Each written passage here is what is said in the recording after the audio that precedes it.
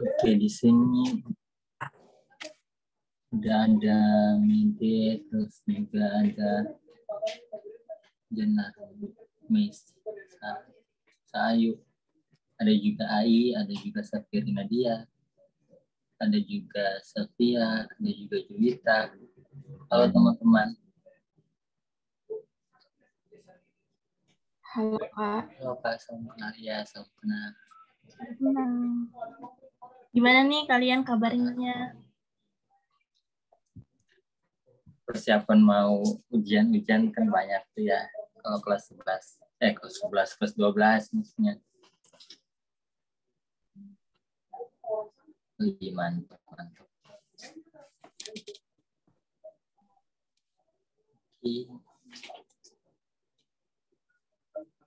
Oh ya, karena udah menjelang, udah mau Desember ya, sebentar itu palingan udah mau keluar tuh informasi tentang SNMPTN, tentang informasi SBMPTN malahan. Jadi kudu update guys informasinya.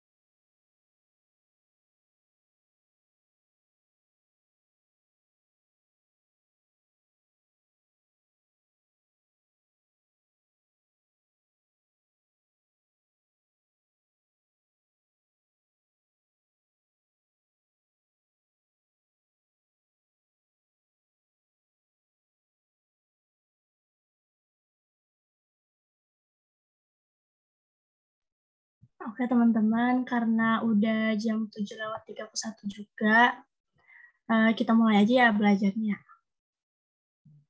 Aku izin share screen ya.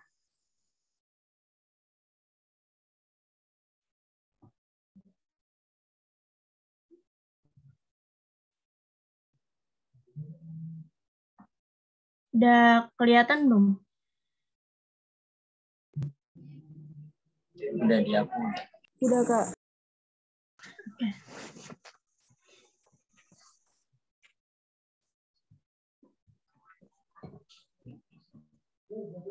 Oke teman-teman, Assalamualaikum warahmatullahi wabarakatuh. Selamat malam semuanya. Sekarang kita bakalan belajar tentang laju reaksi ini. Sebelumnya aku pengen nanya dong, ada yang tahu belum nih laju reaksi itu apa? Boleh on mic atau mau di chat juga boleh.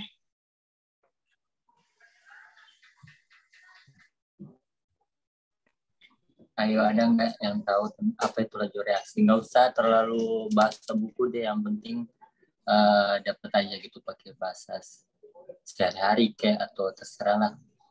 Menurut kalian itu apa? Laju reaksi itu apa? Gitu. Boleh chat, boleh juga on mic.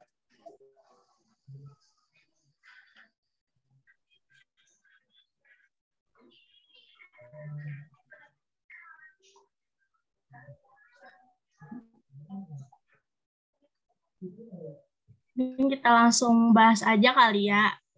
Laju reaksi itu apa?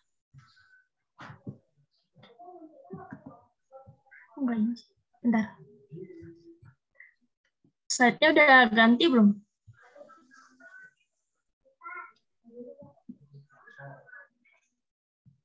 Ya. Apa itu laju reaksi ya? Laju reaksi itu merupakan cepat lambatnya suatu reaksi berlangsung. Di mana laju reaksi ini bisa kita artiin dalam tambahnya konsentrasi produk yang ini dan berkurangnya konsentrasi reaksi tiap satuan waktu. Jadi maksudnya gimana? Nah, jadi kan dalam suatu reaksi itu pasti misalkan ini ya persamaan reaksinya A plus B misalkan C plus D. Nah, dalam suatu reaksi itu kan ada yang namanya preaksi atau reaktan dan juga ada yang namanya produk atau hasil reaksi. Nah, yang di kiri itu namanya kan reaksi ya atau reaktan, dan yang kanan itu produk atau hasil reaksi. Nah, ketika reaksi terjadi, si reaksi ini tuh lama-kelamaan bakalan berkurang, dan si produk ini lama-kelamaan bakalan bertambah. Kayak gitu. Udah paham belum nih? Kalau misalkan ada yang ditanyain, langsung tanyain aja ya. Dan selanjutnya itu ada konsep dari laju reaksi itu ya. Jadi misalkan ada persamaan reaksi nih. A plus B menghasilkan C plus D ya kan. Nah yang A kecil, B kecil, C kecil, D kecil itu ceritanya koefisiennya gitu. Nah kalau kayak gini laju reaksi itu bisa kita cari. Nah gimana sih? Itu ada kayak apa sih? Bisa dinyatain kayak gini. VA itu laju reaksi A, terus VB berarti laju reaksi B, VC berarti laju reaksi C, VD itu laju reaksi D kan. Nah, karena VA, karena kan A ini reaksi ya atau reaktan, yang mana dia tuh lama-kelamaan ketika reaksi itu dia bakalan berkurang. Otomatis kita tuh bisa nyatain dia pakai negatif di sini. Ini negatif D per DT dari konsentrasi A. Ini tuh maksudnya tuh adalah pengurangan konsentrasi A per satuan waktu. Begitu juga sama yang laju reaksi B. Karena dia juga merupakan reaksi, berarti kita simpulkan dengan negatif. Negatif D per DT dari konsentrasi B. Atau pengurangan konsentrasi B per satuan waktu. Gitu. Nah, kalau misalnya laju reaksi C ini, kan dia produk ya, produk atau hasil reaksi. Jadi dia itu disimpulkan dengan positif di sininya. Nah, positif D per DT dari konsentrasi C. Berarti artinya penambahan konsentrasi C per satuan waktu. Kayak gitu. Terus sama juga kayak laju reaksi yang D. Karena dia juga produk ya. Jadi sininya positif, yaitu penambahan konsentrasi D per satuan waktu. Kayak gitu. Nah, kalau misalkan ini juga bisa kita ketahui nih perbandingan laju reaksinya dari perbandingan koefisiennya. Jadi laju reaksi A banding laju reaksi B banding laju reaksi C banding laju reaksi D sama dengan A banding B banding C banding D. Ini tuh maksudnya tuh tadi yang koefisien ini kan. A kecil di sini tuh berperan dalam sebagai koefisiennya, B kecil juga koefisien, C kecil juga koefisien, D kecil juga. Jadi misalnya kalau kita punya soal, misalkan ada soal suruh cari reaksi C misalnya, terus reaksi A-nya tuh diketahui. Nah, kita tuh bisa pakai perbandingan reaksi ini, perbandingan koefisien ini buat nentuin si laju reaksi C gitu. Mungkin nanti ada ya soal bakal dibahas sama Kak Gilbert. Sampai sini gimana? Ada yang mau ditanyain nggak? Udah pada paham belum?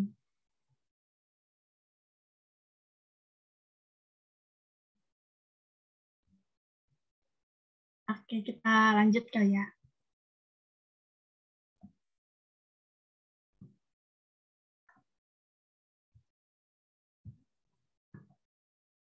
Nah, ini kayak tadi ya, sama kayak tadi. Misalnya ada persamaan reaksi dari R menjadi P gitu ya, misalnya. Terus kita cari, mau cari laju reaksi R sama laju reaksi P, sama kayak tadi karena R ini reaksi atau reaktan, jadi di sini tuh negatif, ya kan. Terus karena si P ini merupakan produk, berarti di sini tuh positif, kayak gitu. Ingatnya tuh kayak gitu kalau misalnya laju reaksi, kalau misalkan buat reaktan itu berarti pengurangan konsentrasi per satuan waktu. Kalau misalnya buat si produk itu berarti penambahan konsentrasi per satuan waktu, kayak gitu. Dan untuk grafiknya, ini ada grafik laju reaksi. Nah, grafiknya itu yang apa nih? Konsentrasi R itu semakin lama semakin menurun. Kenapa? Karena kan di reaksi itu kan makin lama makin berkurang ya si reaksinya atau reaktannya. Jadi grafiknya itu turun ke sini. Nah, sedangkan untuk yang konsentrasi P ini kan dia merupakan produk ya. di mana pas reaksi itu dia bakalan bertambah, makin lama tuh makin bertambah. Makanya dia grafiknya naik kayak gini. Begitu. Mungkin ada yang mau ditanyain nggak sampai sini? Udah paham nggak ya?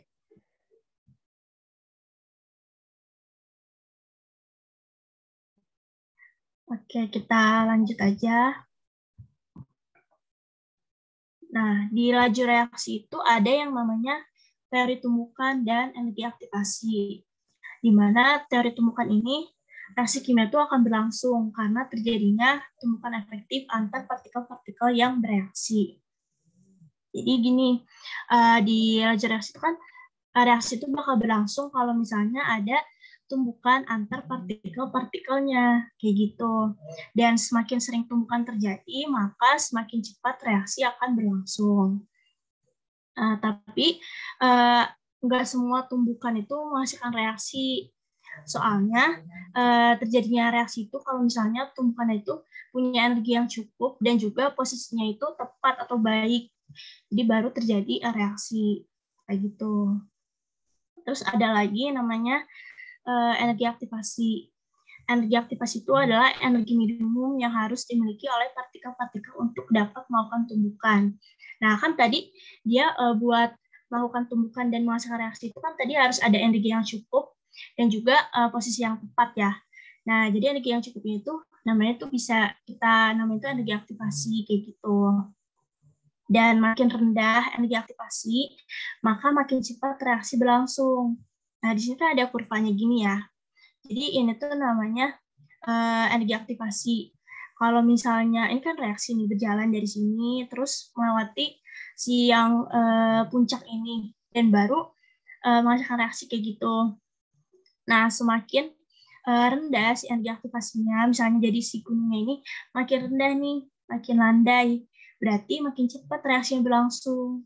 Kalau misalnya si puncaknya ini makin tinggi, berarti kan otomatis makin susah ya buat melakukan reaksi gitu. Jadi juga makin lama reaksinya berlangsung kayak gitu. Mungkin sampai sini ada yang mau ditanyain nggak?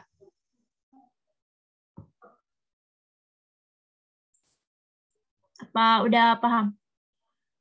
Kalau misalnya kecepatan ngomong aja ya.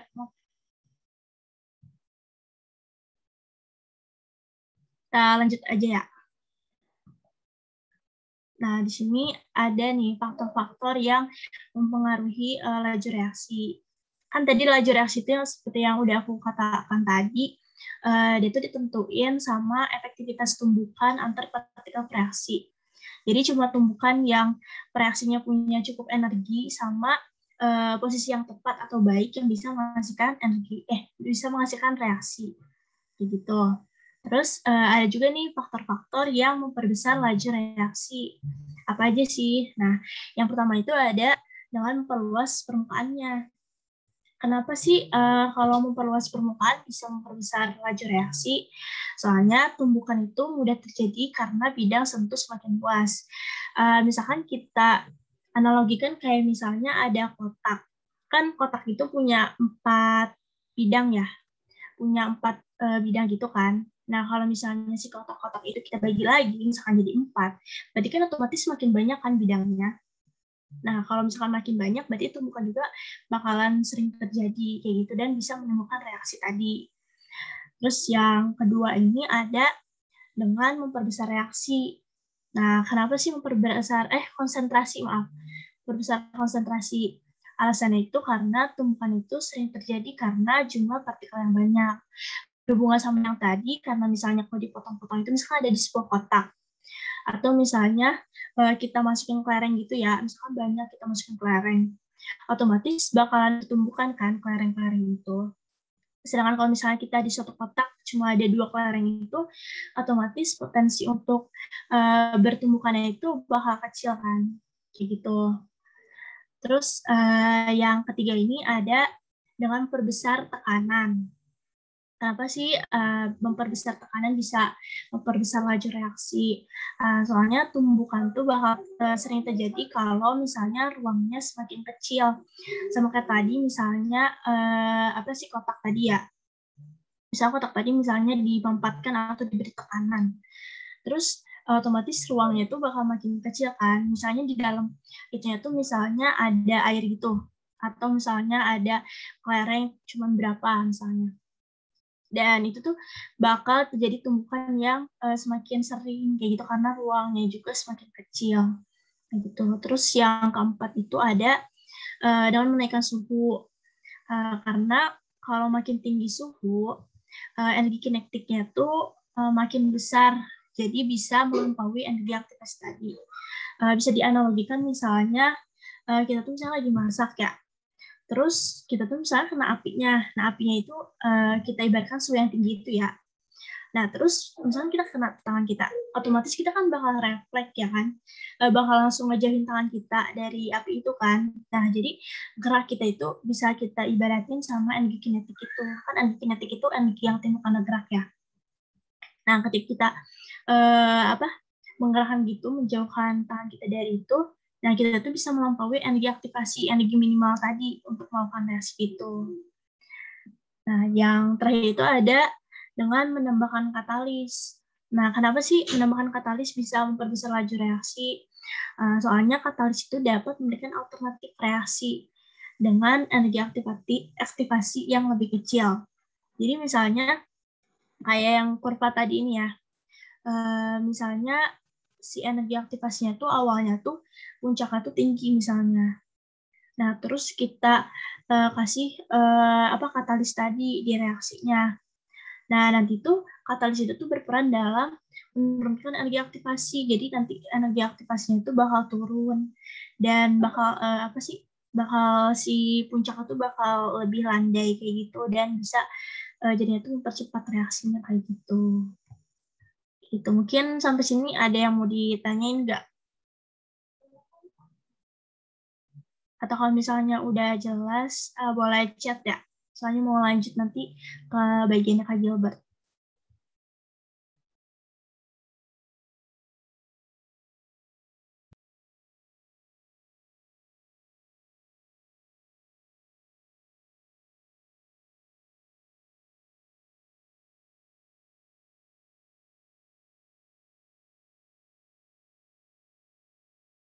Oke, boleh dilanjut ya.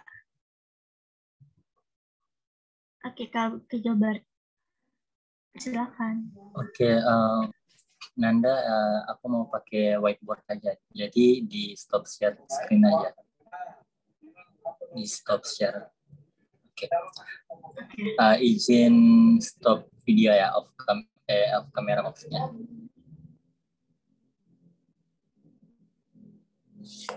Nah, teman-teman udah kelihatan belum? Chat ya kalau udah kelihatan, maksudnya kayak whiteboardnya itu udah kelihatan. Udah kelihatan. Oke.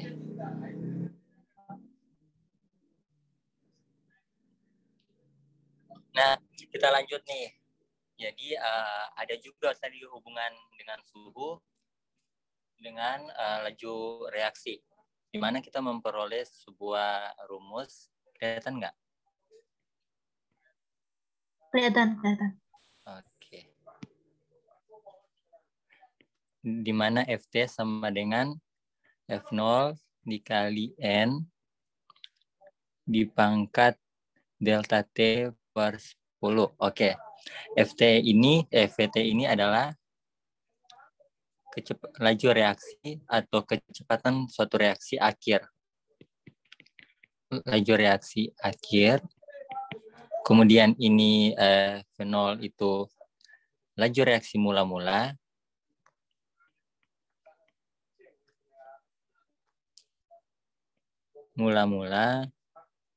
Kemudian ini N ini apa? N ini kelipatan laju. Kelipatan laju, delta T ini adalah selisih dari suhu. Nah, nanti ada juga kalau N itu misalnya 2. Maksudnya adalah 2 kali kelipatan laju dari awal. Gitu. Makanya itu dikali kecepatan awal. Nah, selain itu juga kita dapat menghitung waktu waktu dari laju reaksi akhir gitu. Maaf ya kalau ada banyak distraksi suara karena lagi rame di rumah. Oke. Dengan rumus T akhir atau waktu akhir sama dengan T awal atau T0 dikali 1/2 kali pangkat delta T per 10. Untuk T ini adalah waktu akhir, T0 adalah waktu mula-mula atau waktu awal suatu reaksi. Delta T ini masih sama, yaitu selisih suhu. Nanti persamaan ini tuh dipakai di contoh soal. Oke, kita next ya. Apakah kalian udah ngerti untuk persamaan ini? Nanti untuk pengaplikasiannya itu di contoh soal sebentar. Oke, kita lanjut ya.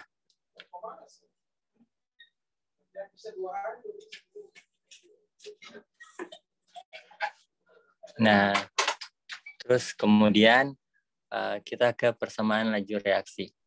Misalnya kalau kita punya suatu reaksi A tambah B menghasilkan C tambah D, kelihatan kalau nggak kelihatan bilang ya. Nanti itu kita kan punya koefisien ya, koefisiennya itu ada A, B, C, dan juga D kecil seperti itu. Nah, koefisien ini tidak mempengaruhi orde suatu reaksi gitu. Kalau kita mau cari suatu laju reaksi yang rumusnya adalah K sama K kali konsentrasi A dipangkatkan M dikali konsentrasi Y dipangkatkan N. Nah, ini tuh yang dinamakan orde reaksi. Seperti itu. Dan orde reaksi ini berbeda dengan koefisien. Nah, gimana caranya untuk menentukan orde reaksi? Jadi orde reaksi ini bisa ditentukan dari melakukan percobaan. Makanya itu jarang kalau kita menyelesaikan soal-soal orde reaksi yang menanyakan orde reaksi itu ada percobaan 1, percobaan 2, percobaan 3 sampai percobaan 4 ataupun lebih seperti itu, karena dia didapatkan dari sebuah persamaan gitu, di mana nanti ada salah satu konsentrasi yang sama gitu. Itu sebenarnya disengajakan sih supaya bisa dihitung berapa laju reaksi dari suatu reaksi tersebut. Nah, perlu juga diingat bahwa suatu reaksi mempunyai laju reaksi yang berbeda dengan yang lain. Seperti itu ya. Oke. Kemudian kita lanjut ke contoh soal dulu. Misalnya nih, kalau kita punya H2 dalam wujud gas ditambah O2 dalam wujud gas menghasilkan 2H2O. Di mana dilakukan 3 percobaan. Oke. Percobaan pertama, kedua, dan ketiga. Kemudian konsentrasi H2, konsentrasi O2, dan laju reaksi. Nah, untuk laju reaksi, persamaan laju reaksi ini, kita cuma memperhatikan H2 dan juga O2.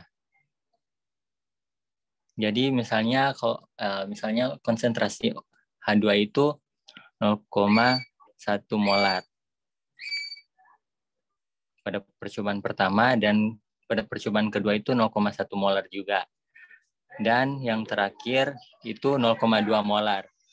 Nah, untuk konsentrasi O2 itu misalnya 0,2 molar, kemudian pada percobaan kedua itu 0,4 molar, kemudian pada percobaan yang ketiga itu 0,2 molar.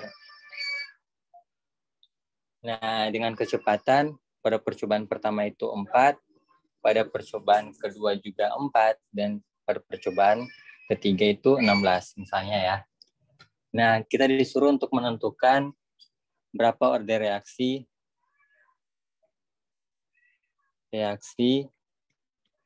dari H2 dan juga O2. Nah, gimana caranya?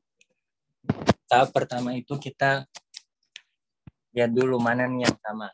Nah, pada percobaan pertama itu untuk konsentrasi H2, percobaan pertama dan kedua itu kan sama ya, gitu. Jadi kita menggunakan percobaan pertama dan kedua. Pastikan di percobaan ke-1 dan kedua dari O2 juga tidak sama teman-teman, supaya kita bisa melihat order reaksinya seperti itu. Nah, kita bisa menggunakan rumus perbandingan, yaitu kecepatan percobaan ke-1 per kecepatan di percobaan kedua sama dengan K per konsentrasi H2 pada percobaan ke-1 dan juga dikali konsentrasi O2 pangkat N. Sekali lagi, M dan N ini bukan koefisien, dan itu yang akan kita tentukan. Per K dikali H2 pada percobaan kedua pangkat M dikali konsentrasi O2 pada percobaan kedua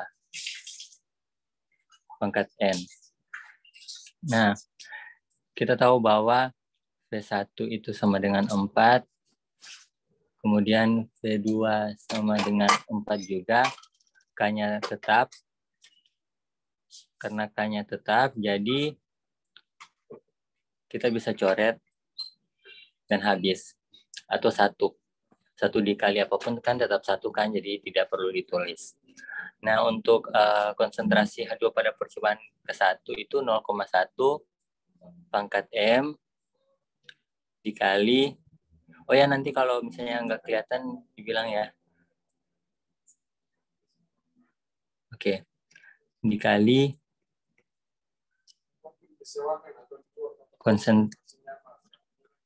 konsentrasi O2 pada percobaan pertama yaitu 0,2 pangkat N per konsentrasi H2 pada percobaan kedua yaitu 0,1 pangkat M dikali konsentrasi O2 pada percobaan kedua yaitu 0,4 pangkat N. Nah, kita lihat kan ada yang sama tuh ya, yaitu 0,1 pangkat M dan juga 0,1 pangkat M. Kita bisa coret, ini juga kita bisa coret jadi 1. 1 sama dengan 0,2 pangkat N per 0,4 pangkat N. Nah, kita bisa bagi dengan 0,2, jadi 1 sama dengan 1 per 2 pangkat N. Nah, berarti N sama dengan berapa pangkat dari setengah sama dengan 1. Kita tahu bersama kalau misalnya suatu angka dipangkatkan sesuatu untuk menghasilkan 1, berarti pangkat tersebut adalah 0. Berarti N itu 0. Order dari N itu 0. Gitu.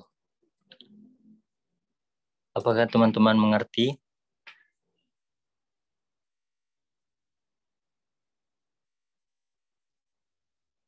Paham, Kak. Oke.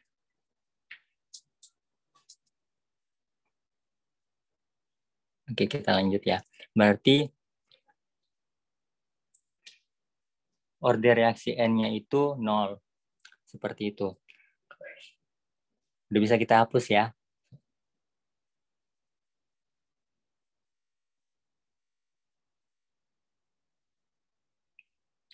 Nah, kita dapat tadi bahwa N-nya itu sama dengan 0. Astaga. Kemudian kita udah dapatkan tadi si order reaksi. Bentar guys. Order reaksi dari O2 itu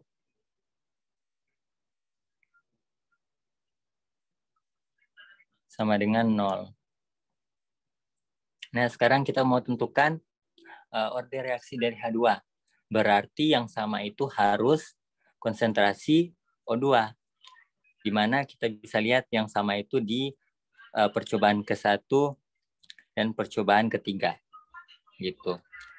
Tapi yang berbeda itu di konsentrasi H2 ya. Jadi di percobaan ke-1 dan kedua. Ini 0,2.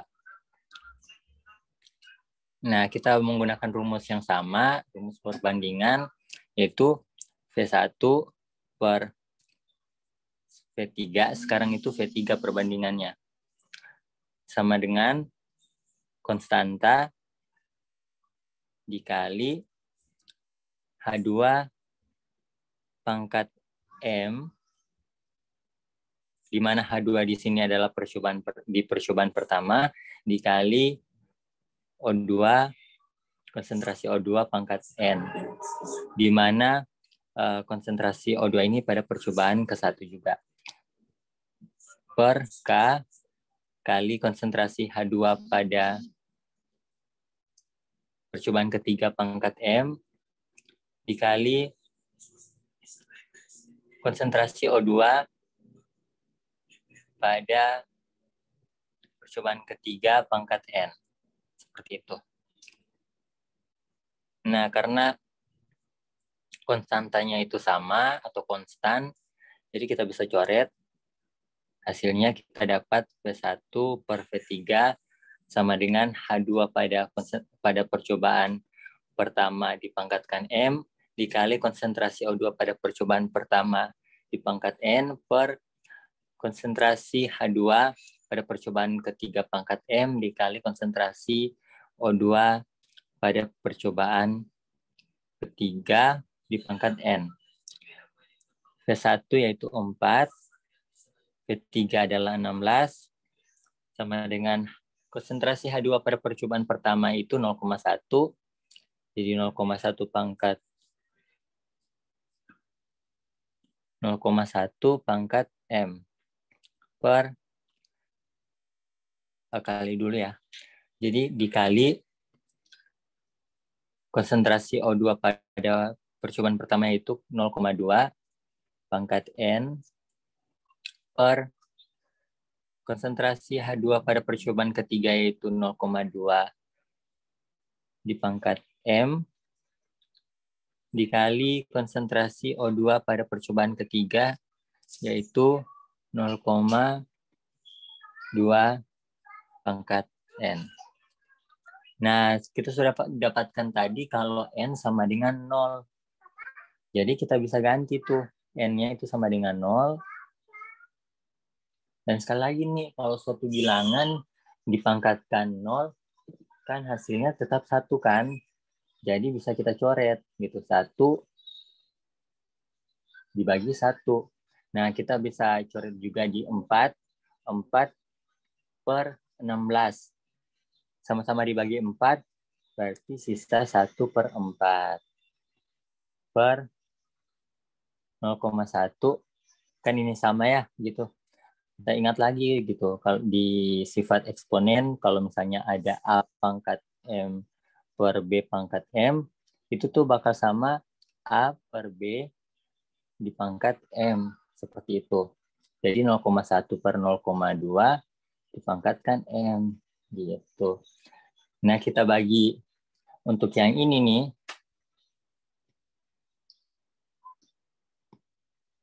yang ini, kita bagi sama dengan kita bagi dengan 0,1, alhasillah mendapatkan 1/2 pangkat M. 1/4 sama dengan 1/2 pangkat M. 1/2 pangkat M, pangkat berapa sama dengan 1/4.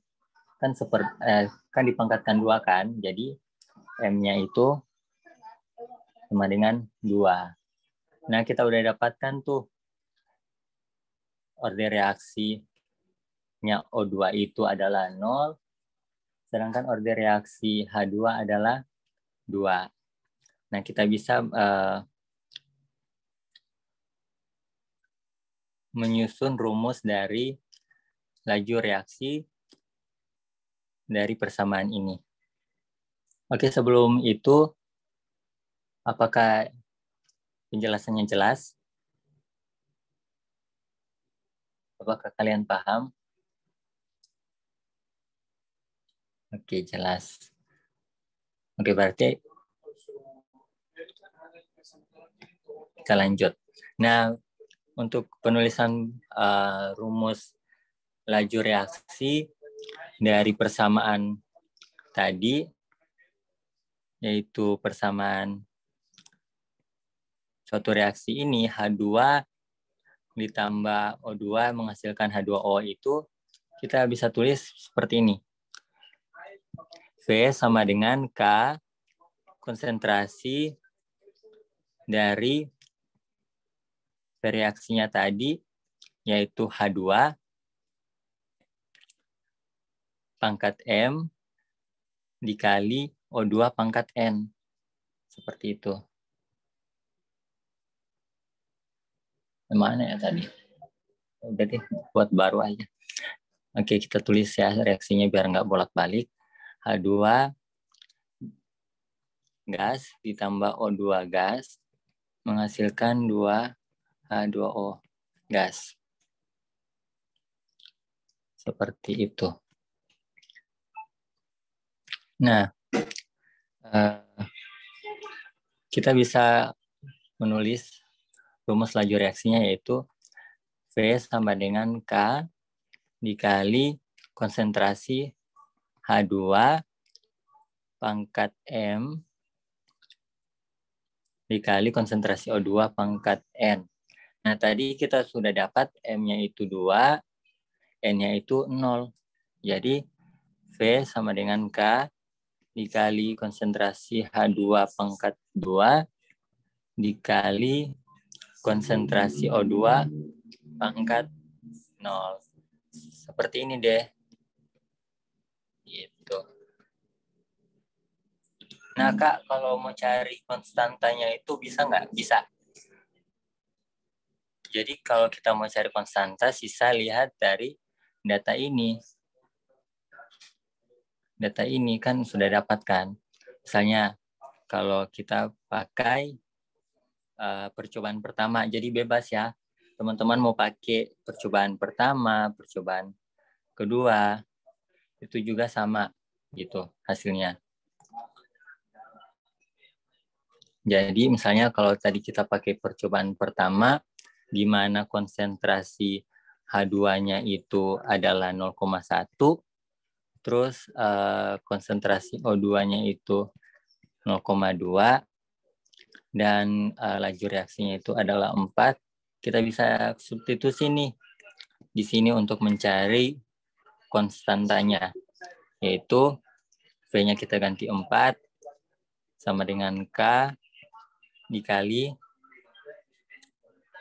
H2 yaitu 0,1 pangkat 2 dikali 0,2 pangkat 0. Seperti itu. 4 sama dengan K dikali 0,1 pangkat 2 kan 0,01 ya. 0,01, 0,2 dipangkatkan 0 sama dengan 1. Seperti itu. Nah, kita pindahkan ke kiri, berarti K sama dengan 4 per 0,01. Seperti itu. Dan kita ingat-ingat lagi gitu.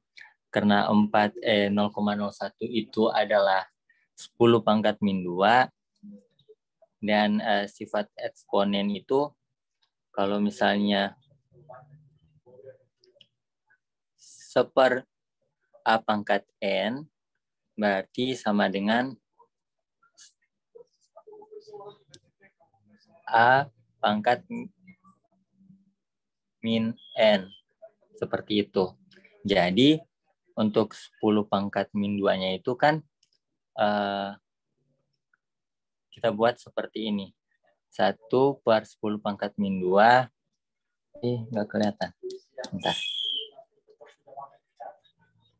1 per 10 pangkat min 2 sama dengan 10 pangkat min 2.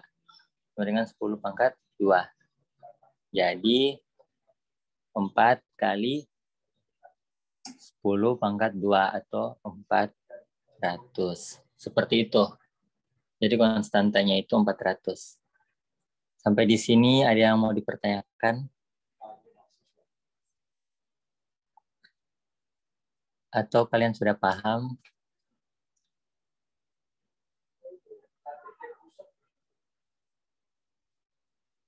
Oke, lanjut. Nah, konstantanya ini itu bisa berubah loh kalau kalian iseng-iseng terus iseng-iseng rubah konsentrasi. Salah satu konsentrasinya ini pasti konstantanya itu pasti berubah gitu. Dan order reaksinya juga bakal berubah kalau dirubah konsentrasinya. Seperti itu. Makanya itu tadi seperti yang dijelaskan Kananda tadi, kalau misalnya konsentrasi ditambah berarti lajunya itu bakal berbeda juga gitu. Oke.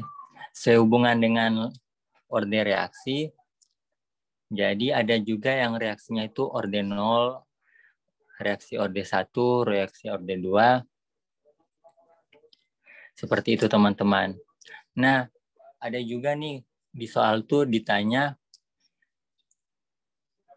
jadi teman-teman harus bedakan ya, kalau misalnya ditanya orde reaksi reaktan H2, itu teman-teman jawabnya 2, seperti yang sudah dihitung tadi gitu. Kalau orde reaksi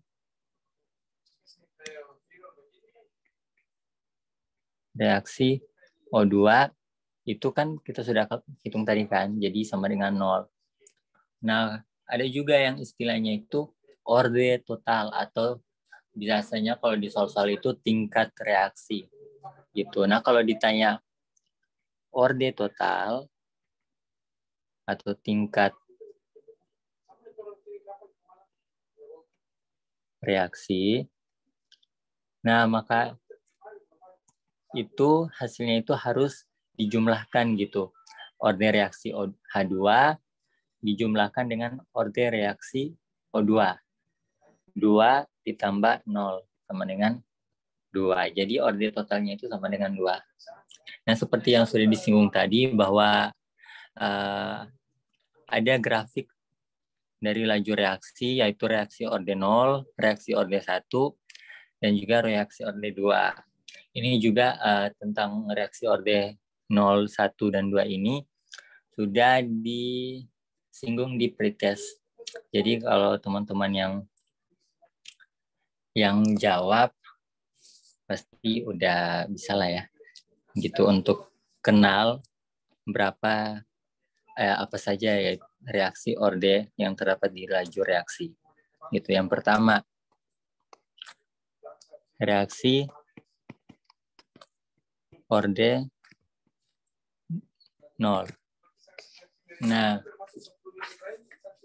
reaksi orde 0 ini memiliki grafik itu rata gitu, atau tetap di mana di sumbu Y-nya itu adalah kecepatan atau laju reaksi, di sumbu X-nya itu adalah konsentrasi reaktan. Konsentrasi reaktan ya teman-teman. Nah, ini maksudnya apa? Maksud dari grafik ini apa? Jadi laju reaksi ini tidak dipengaruhi oleh konsentrasi, seperti itu. Mau berapa besar pun konsentrasinya, misalkan kalau kita lihat di koordinat kartesius kan di sini 1, misalnya 2, 3, 4, 5 gitu. Nah, semakin besar konsentrasinya, itu tetap aja gitu. Laju reaksinya itu nggak berubah. Nah, untuk persamaan laju reaksinya, untuk reaksi ordenol ini adalah K. Karena orde reaksinya itu kan 0 kan. Gitu. Jadi baik reaktan A, terus reaktan B, kan dipangkatkan 0 kan masing-masing. Gitu. Jadi karena segala sesuatu yang dipangkatkan 0 adalah 1 dikali 1 dikali K tetap K. Jadi kelajuannya itu atau laju reaksinya itu tetap seperti itu. Kemudian ada yang kedua, yaitu reaksi orde 1. Grafiknya gimana? Grafiknya itu ya alam miring.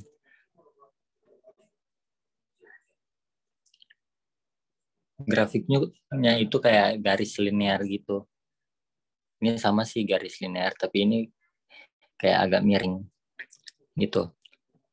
Nah, masih sama dengan grafik Y-nya itu adalah laju reaksi, dan grafik X-nya itu adalah konsentrasi dari reaktan.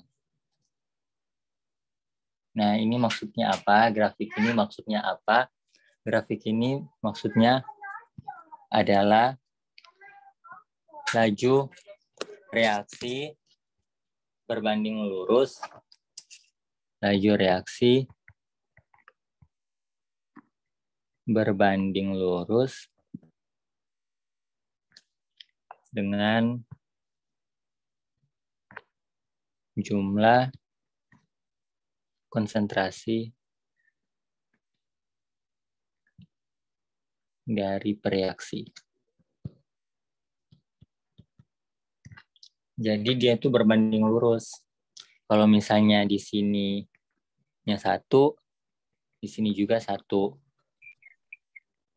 Misalnya di sini 2, di sininya 2. Tapi di bagian V-nya ini, itu dinamakan 2 kali, 1 kali gitu. Karena apa? Karena persamaan reaksinya itu adalah K dikali konsentrasi reaksi, seperti itu. Jadi kan misalnya kalau konsentrasinya 1 dikali konstantanya gitu. Jadi laju reaksinya itu 1 kali gitu. 1 kali si konstantanya ini maksudnya, seperti itu. Kalian paham nggak apa yang aku bilang dari tadi?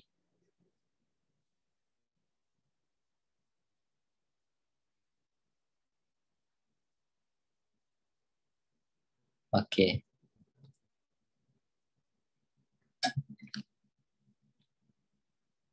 Nah, kemudian yang ketiga itu, yang terakhir, yaitu reaksi orde 2. Nah, untuk reaksi orde 2 kita lanjut di slide baru aja, yaitu reaksi orde 2. Yang ketiga. Nah, reaksi orde 2 ini grafiknya itu agak melengkung. Di mana di sumbu X-nya itu konsentrasi reaksi dan di sumbu Y itu laju reaksi.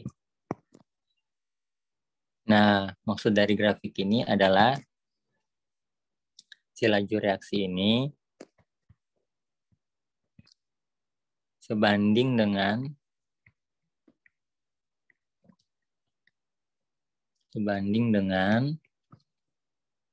kenaikan konsentrasi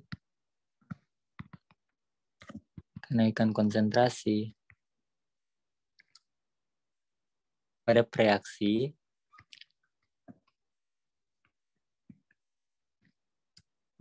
namun konsentrasi reaksinya ini di pangkat 2.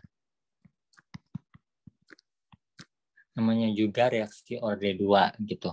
Jadi persamaan reaksinya itu sama dengan K dikali konsentrasi reaksi dipangkatkan 2. Seperti itu. Nah, kita bisa lihat tuh kan ini kurva dari persamaan kuadrat ya gitu. Kalau dilihat-lihat seperti itu. Nah, untuk orde reaksi sudah selesai sampai sini dan kita masuk ke contoh soal.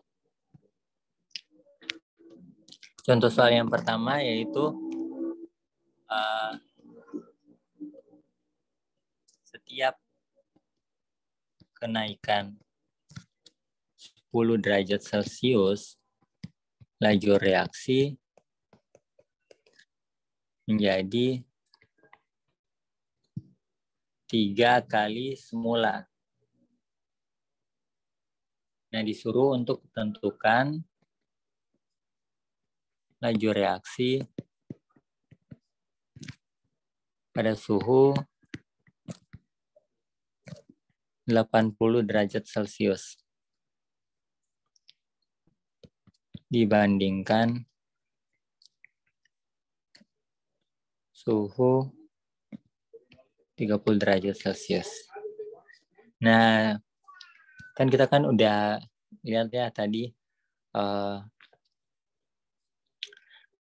rumusnya yaitu PT atau laju reaksi akhir sama dengan laju reaksi awal atau V0 dikali kelipatan laju dipangkat selisih suhu dibagi 10. Seperti itu. Nah, yang ditanya adalah tentukan laju reaksi pada suhu 80 derajat dibandingkan suhu 30 derajat. Berarti kita disuruh untuk menentukan laju reaksi akhir.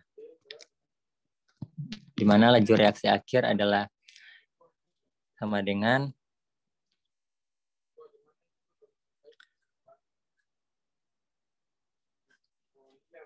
sorry teman-teman, ada data juga ternyata.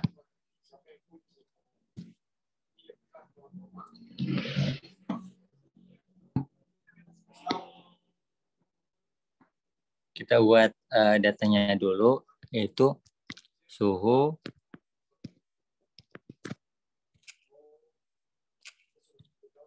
kemudian ada juga laju reaksi. Nah, laju reaksi ini memiliki satuan yaitu molar per detik gitu. Jadi kalau pada 30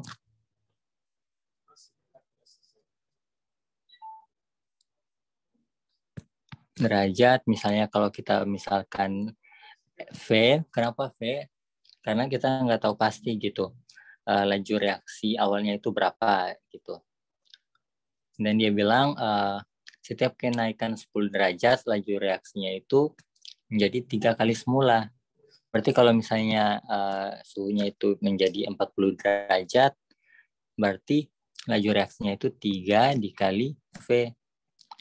Kemudian 50 derajat, kemudian laju reaksinya itu 3 dikali semula. 3 dikali semula itu maksudnya 3 dikali 3 ya. Gitu. Jadi 9 kali 9 V gitu. Nah, begitu juga dengan kalau misalnya dia naik jadi 60 derajat, berarti laju reaksinya itu meningkat 3 kali semula. Maksudnya 3 dikali 9 V ini, yaitu 27 V. Kemudian kalau meningkat jadi 70 derajat, dia dikali 3 lagi, yaitu 81 V. Kemudian yang terakhir yaitu 80 derajat, dikalikan 3 lagi, sama dengan 243 V. Seperti itu. Nah, kalau kita sudah tahu datanya ini sebagai berikut, kita sisa lihat berarti kita bisa menghitungnya dengan menggunakan rumus, yaitu aku nggak jadi. Bentar teman-teman. Nah, yaitu laju reaksi akhir sama dengan laju reaksi nol, atau laju reaksi mula-mula dikalikan kelipatan dipangkat delta T per 10. Nah, laju reaksi akhir yang dicari, jadi laju reaksi awal itu yaitu V dikali kelipatannya itu kan 3. Dipangkatkan delta T, yaitu dari 30 ke 80, jadi dikurangkan dari yang besar ke kecil. 80 kurang 30 per 10, seperti itu. Nah, VT-nya itu sama dengan V dikali 3, 80 kurang 30 sama dengan 50 per 10. Jadi, laju akhirnya itu sama dengan V dikali 3 pangkat 50 per 10 adalah 5. Jadi VT-nya itu sama dengan 3 pangkat 5, yaitu 243 dikali V. Gitu. Apakah teman-teman paham?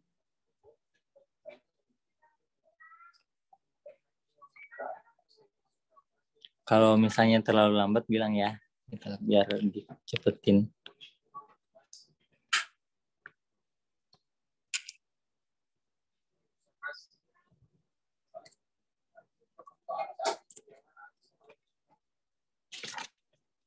Oke, kita lanjut ke contoh soal yang kedua.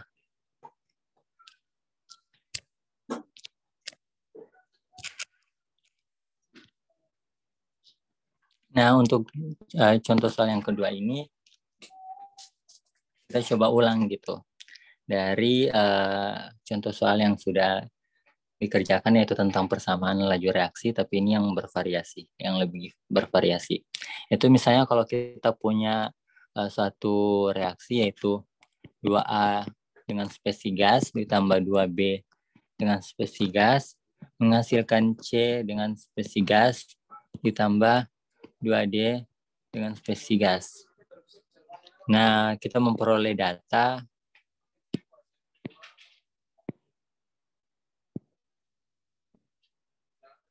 anggap aja ini lurus ya. Pada percobaan pertama, konsentrasi dari A itu sebagai reaktan itu sama dengan 10 pangkat min 5. Kemudian di konsentrasi B pada percobaan pertama yaitu 4 kali 10 pangkat min 5. Dengan laju reaksinya itu adalah 2 kali 10 pangkat min 7. Nah, pada percobaan kedua, konsentrasi A itu 2 kali 10 pangkat min 5. Kemudian di konsentrasi B pada percobaan kedua yaitu 4 kali 10 pangkat min 5. Dengan laju reaksinya yaitu 4 kali 10 pangkat min 7. Percobaan ketiga, dengan konsentrasi A itu 3 kali 10 pangkat min 5. Kemudian konsentrasi B-nya itu 4 kali 10 pangkat min 5. Dan didapatkan laju reaksi 6 kali 10 pangkat min 7. Pada percobaan terakhir, yaitu percobaan keempat, konsentrasi A-nya itu 4 kali 10 pangkat min 5. Dan konsentrasi B-nya itu 10 pangkat min 5. Dengan laju reaksi 5 kali 10 pangkat min 7. Nah, disuruh untuk mencari reaksi orde A dan B, kemudian diminta untuk menulis persamaan laju reaksi. Kemudian yang terakhir itu hitung nilai K atau konstanta K. Nah, yang pertama itu kita menentukan reaksi order A dan B. Jadi, kita melakukan hal yang sama, yaitu menggunakan perbandingan rumus dari persamaan laju reaksi, tapi kita lihat dulu yang mana yang sama, gitu. Nah, untuk konsentrasi B, di percobaan pertama, kedua, dan ketiga itu sama. Sisa kita pakai 2 aja, terserah kita pilih yang mana. Seperti itu. Jadi kita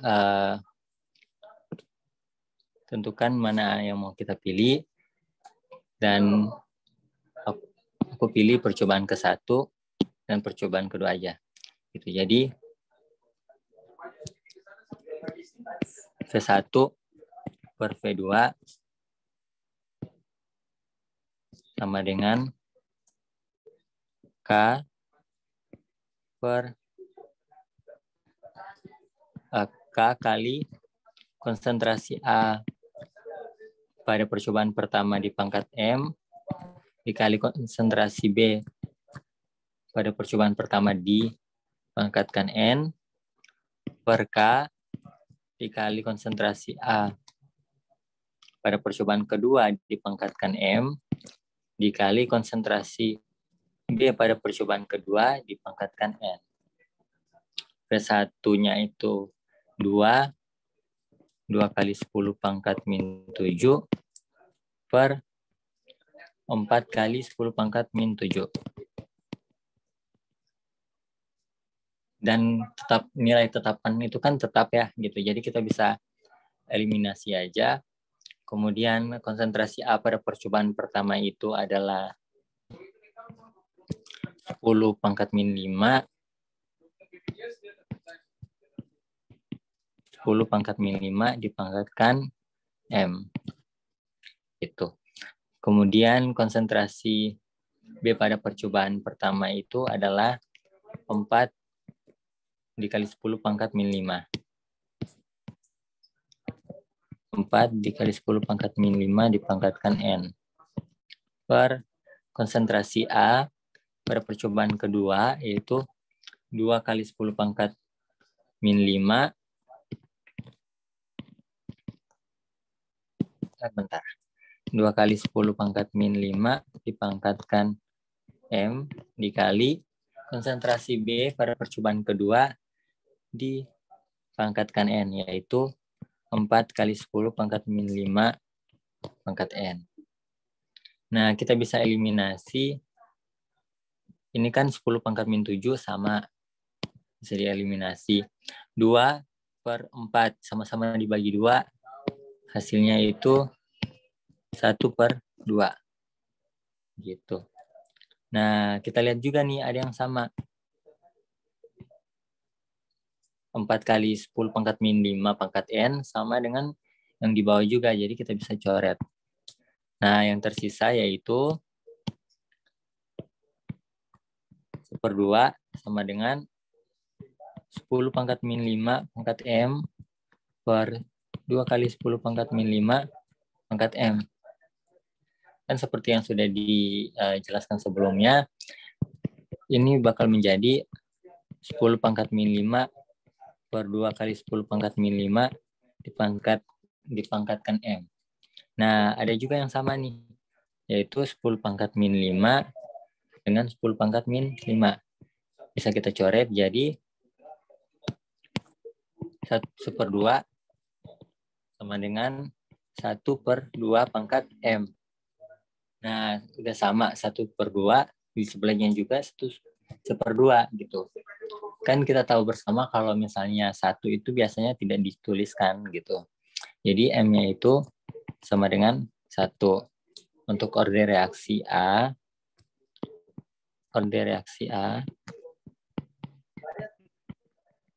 sama dengan 1. Oke. Sampai di sini teman-teman mengerti?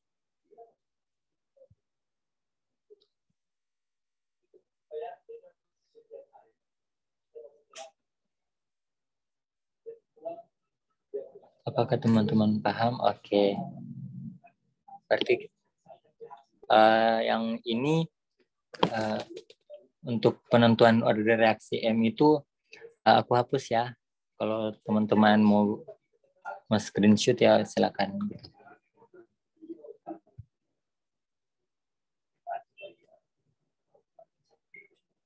Oke, aku hapus ya.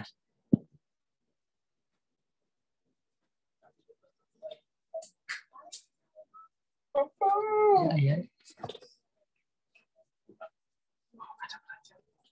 Nah, kita penentuan yang kedua yaitu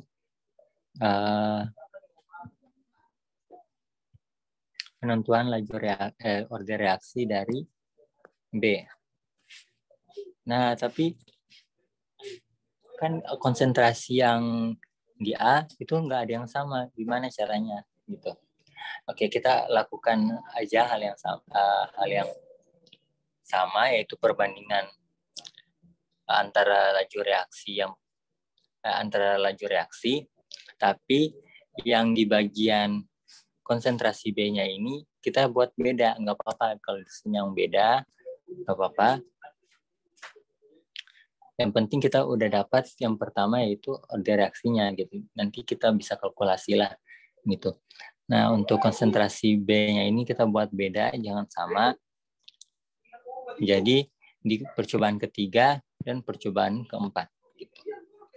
Oke, kita gunakan laju reaksi ketiga dan keempat yaitu V3 per V4 sama dengan K dikali konsentrasi A pada percobaan ketiga dipangkatkan M dikali konsentrasi B pada percobaan ketiga dipangkatkan N per K dikali konsentrasi A pada percobaan keempat dipangkatkan M dikali konsentrasi B pada percobaan keempat dipangkatkan N. Seperti itu. Nah, V3-nya itu adalah 6 dikali 10 pangkat min 7. Kemudian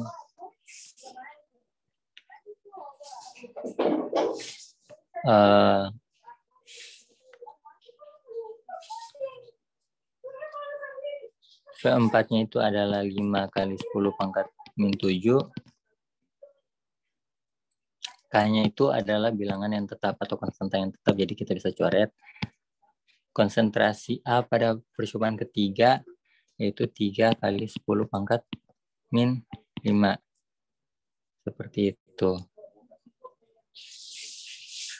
Kemudian dikali konsentrasi B pada percobaan ketiga yaitu 4 kali 10 pangkat min 5 pangkat N. Oh ya, ini pangkat M ya. Per konsentrasi A pada percobaan keempat yaitu 4 kali 10 pangkat min 5 dipangkatkan M dikali konsentrasi B pada percobaan keempat yaitu 10 pangkat min 5 dipangkatkan N. Seperti itu.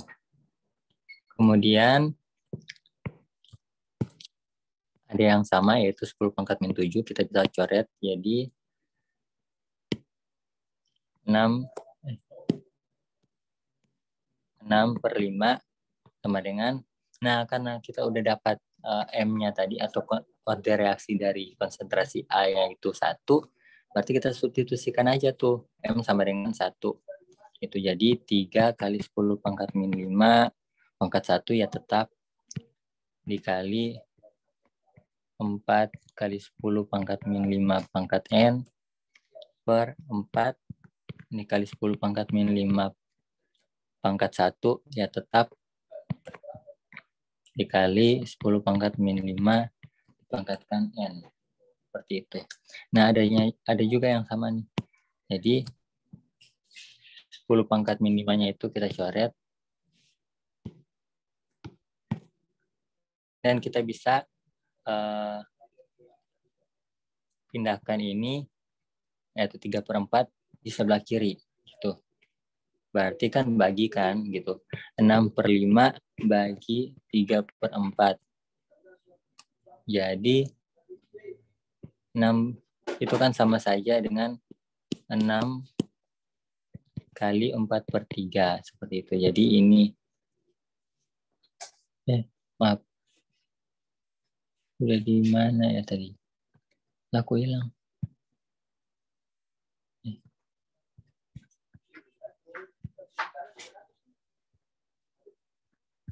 Saya hilang.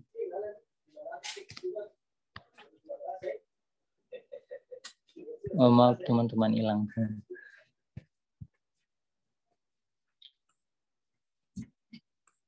Waduh, gimana nih?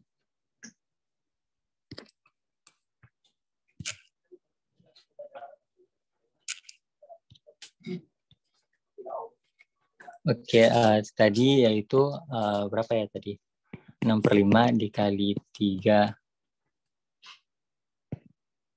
4/3 sama dengan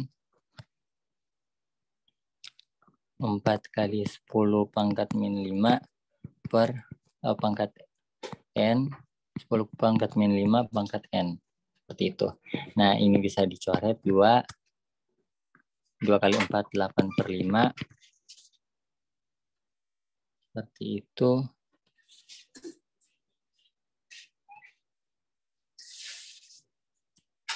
Dan juga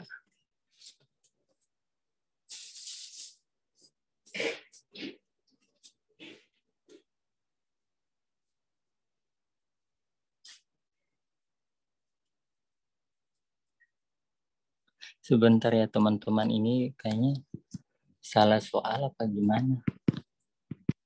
4 min 5, 10 pangkat min 5 pangkat N. Oh iya, berarti ini salah soal ya teman-teman. Bentar, aku lihat dulu.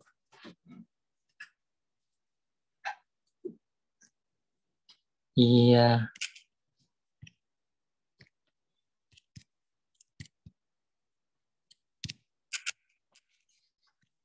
Aduh, salah soal ya teman-teman, maaf.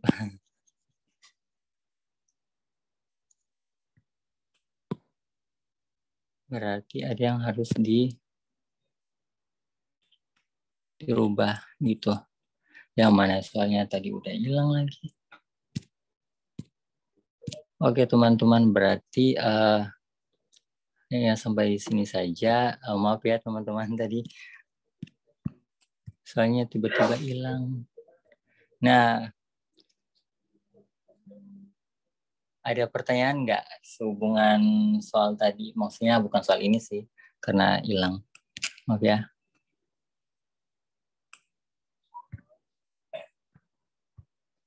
Ada pertanyaan nggak?